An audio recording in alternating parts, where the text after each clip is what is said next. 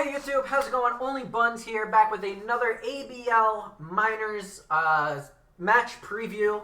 We're heading into Week 8, home stretch of the season. We got a match up against TeamSnagemWes, who's a absolute veteran of the scene, but he took over a team that was that someone had to unfortunately drop. Hope everything is good with that trainer. I can't remember who it was, unfortunately, because I didn't play them. But TeamSnagemWes is a huge veteran of the draft league scene, so he's still kind of scary, even though his record isn't great. I'm sitting at 2-5, and I believe he's sitting at 1-6, which obviously two unfortunate records, but here are the teams. We're going to preview it, so you guys know the drill. I apologize for the last match against the Moonlit Dragapults. I didn't have a match preview for that because that week I was setting up my stuff. And the match was delayed a couple of times. Like, it was supposed to be Saturday, then Sunday, then it ended up on Monday. And I didn't really... my stuff got here the Tuesday before and didn't get set up till the Thursday. So yeah, I just put all my time into preparing, and the DLC came out and all that stuff, so I apologize for that. But let's get into this preview. So you know our team, our Edmonton Excadrills. We got Reshiram, we got Sandaconda, Excadrill, Conkeldurr, Mimikyu, Rotom Heat, Vaporeon, Xatu, Behem, Bellossom, and Leafeon. And you look at some of the records in terms of kills to death. Reshiram is performing very well. Sandaconda is performing pretty well himself. Excadrill struggled this season, 1-4. Mimikyu's been outstanding at 7-5. Xatu has played pretty well since coming in for Espeon in Week 2, although we haven't brought him too many times. But it's fine. It's fine. Looking at the other side of the other roster, the other side of the coin, they have a really fast team to the Phoenix Solrocks. Really fast.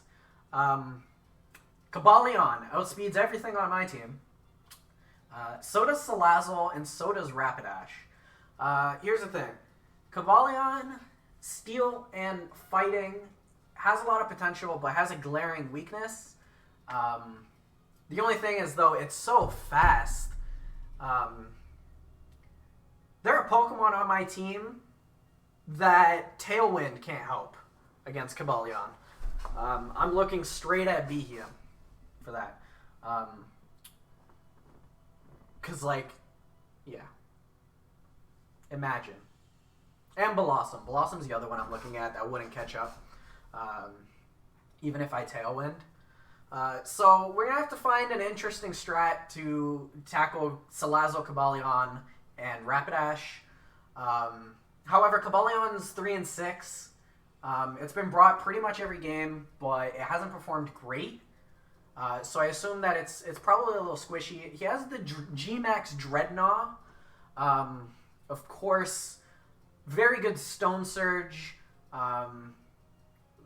It's bulky. If it sets up... I don't want to set up Sand too early because Dreadnought gets a 50% defense buff in Sandstorm, which I learned not too long ago. Rotom Wash is scary. It could know Nasty Plot, and then like Aromatisse, which he hasn't brought in any of these games because of how slow it is, but he could follow me Nasty Plot and do a ton of damage with Hydro Pump, Thunderbolt, especially the Hydro Pump.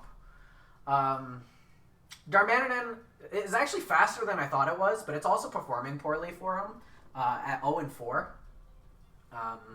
Probably because if it's Guerrilla Tactics and not Zen Mode, if it's Guerrilla Tactics, it pretty much has a choice item on it. I apologize, I'm blind. But it does have a lot of spread moves. I know it can know like all the punches, so like Fire Punch, Thunder Punch, U-Turn. It can know fighting moves and stuff like that. So it's definitely one to not take lightly. Dracozolt, one thing I did notice is I think aside from Shiftry might know Tailwind. I don't know if it can. I'm not 100% sure, but if it can, Dracozolt can be super scary with Bolt Beak. And it's one of his better performing Pokemon at 4 and 4. So expect that to be a problem. Aromatisse, again, hasn't brought it, but a decent support Pokemon. I don't know if it can learn Trick Room or anything, but at 29 speed, it's not surprised that he hasn't brought it. Salazzle, super fast, but it's very, very squishy. Very squishy. And has a huge, has one quad weakness to ground.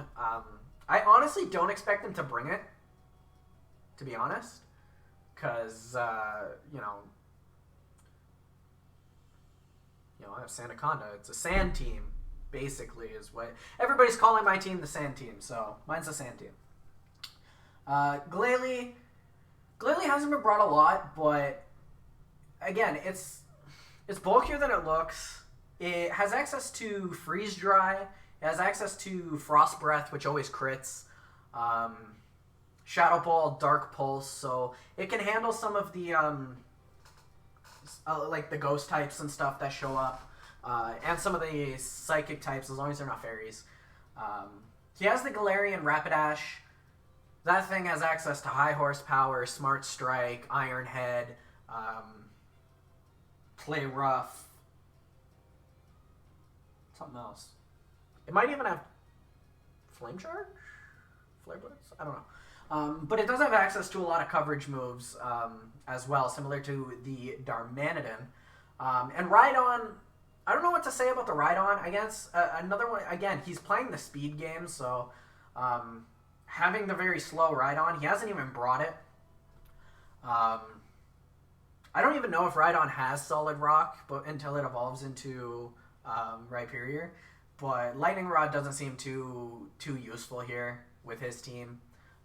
It would actually hurt his team more than it would benefit it because, of course, he has the Rotom and the Dracozolt.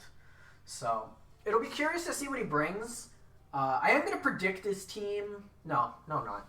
I'm not going to predict his team because then he's just going to bring the opposite, right? So, and just looking at it, he has a glaring weakness to a couple of types. The Salazzle, the Shiftry, both have, and the Dreadnought, both have quad weaknesses. So it's something he's going to definitely take into consideration. So it's going to be interesting to see what kind of strat he goes with. And I still haven't determined the strat I'm going to go with for how to deal with such fast Pokemon. Because there are options. I mean, there are options, but he's got... I don't know which option would be better, because in my last game, Trick Room actually cost me the game down the stretch. So it's going to be interesting to see what he does. Because he could bring the Aromatisse and then go first every turn for 5 turns. So same with the Rhydon. So it's not something it's something I'm considering, even though he hasn't brought either of those Pokemon. It's late in the season. He might just bring it. So we're going to see what I've done. I have brought all my Pokemon to at least 2 battles. So it's something he's going to... It's something that might play in his mind. Like, okay, he has used every single one of his team. So, like, what could he bring? Anything. Which I'm hoping to play a little bit of mind game with that. But it's going to be interesting to see. The match will be Saturday. I don't know what day that is. Probably the 27th or something. Yeah, the 27th. I don't know when. I don't actually know what time. But it will be on Twitch. It will be on YouTube on Sunday or Monday. But I look forward to it. I wish Wes the best of luck in this match. And may the better of the 2 really bad records work out, because I have the... Yeah, we're not doing so hot over here at 2 and 5 and 1 and 6. So hopefully one of us can pick up another win. I have not, and I'm going to be honest with you guys, I have not picked up a single win while recording. Both my wins came during the 3-week absence I had. I recorded the first match during my absence on my phone. I just didn't upload it because I I didn't upload it because it was phone quality, I'm going to be honest with you. But I won both the games I didn't record, which is just terrific. Which is unfortunate, but thank you all for tuning into this video. If you guys enjoyed, mash that subscribe button, mash that like button, and, you know, stay tuned for the match on Saturday. Peace. Don't know the button. Where's the button?